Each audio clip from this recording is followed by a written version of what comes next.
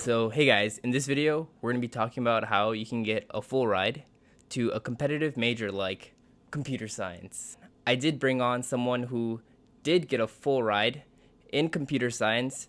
What's up, guys? So I'm RV Business, and yeah, I got a full ride to the University of Maryland College Park, and it's basically called a Banneker Scholarship, which it selects the top 1% of all applicants that apply to UMD, and I was blessed enough to get it. All right, so RV, I want to know, the people want to know, how did you get a full ride scholarship? And what are also the most important things to focus on if your goal is getting a full ride scholarship?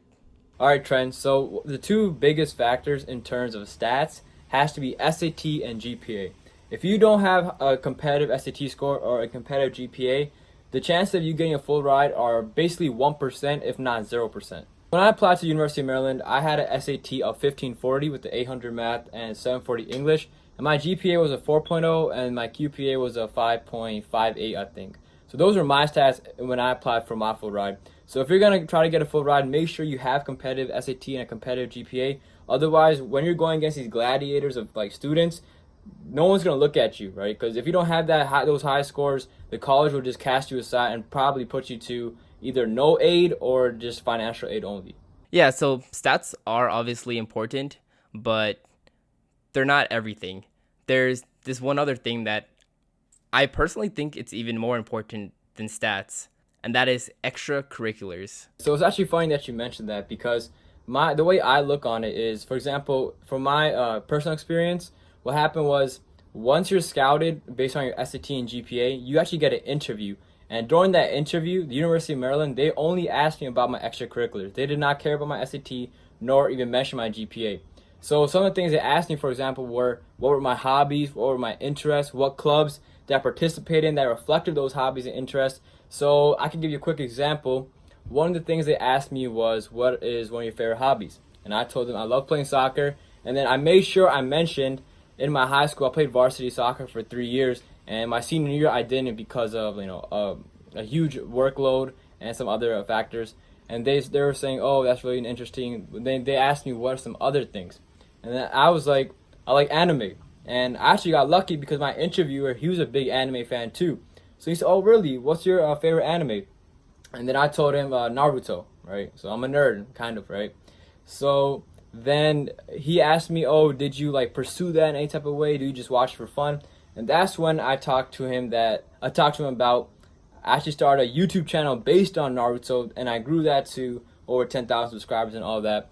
And he was like, wow, like that's really interesting. That's really crazy, right? That's something you don't really hear every day. So like things like that, extracurriculars that can really set you apart from all the other gladiator students who have 4.0, 1600s.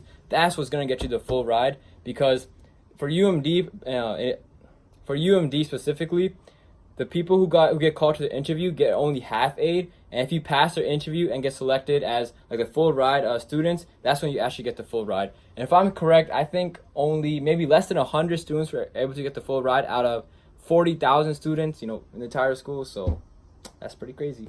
Yeah, so to touch up on that, it's just really important to do things outside of what is expected. For computer science especially, there's actually a lot of ways to do this.